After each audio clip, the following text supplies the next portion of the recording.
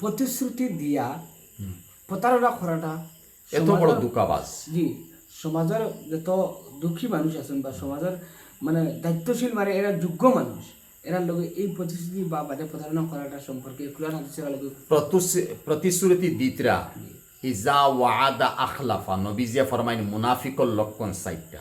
ভাই নবীজির হদিস হইয়া যে সময় কথা দিব কথা ফুরা করে না, তে কথা দিয়া কথা জেগে ফুরা করে না, এত বড় মুনাফিক।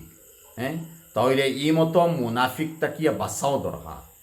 আর এরপরে অমুকে রাস্তা বানাইতে বাধা দিলায়, তে হমুকের পয়সা দেওয়া লাগে, ও খাম করতে অফিসে হাল মানাইতে ওলা করে হমুকের টেকা দেওয়া লাগে, এর লাগে আমি ফারিয়ান না ইতা করিয়ান না। আর আসলে খবর লইয়া দেখা যায় উপরে থেকে তলমন্ত হাবুগিলে মিলিয়া 1,00,000 না 20 টাকা খাই দিস, বলো তো চলেন না।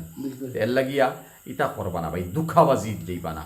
দুঃখাবাজর দুনিয়ার জিন্দগির মধ্যে অফা নাই, হায়াত কমি আইব, জুলুম জালিম বনবা না, নজওয়ানিত মৌত হইব, জালিম বনবা না, রাড়ি বেওয়া এতিম মিসকিন হক কোনোদিন খাইবা না, কোনোদিন খাইবা না। আল্লাহ পাকর রহমতর আত রাড়ি বেওয়া এতিম মিসকিনের উপরে। আর তুমিও ন আল্লাহর আত হরাইয়া তোমার গজবর আত বেড়ায়, মানে এরার ফেটল আত মাড্ডায়। হ্যাঁ, তাহলে তোমার জওয়ানিত তোমার শেষ হইবা, তোমার নসল তোমার শেষ হইব। আল্লাহ করুক না কত মারাত্মক বেমারে আল্লাহ তোমারে হালাক করব।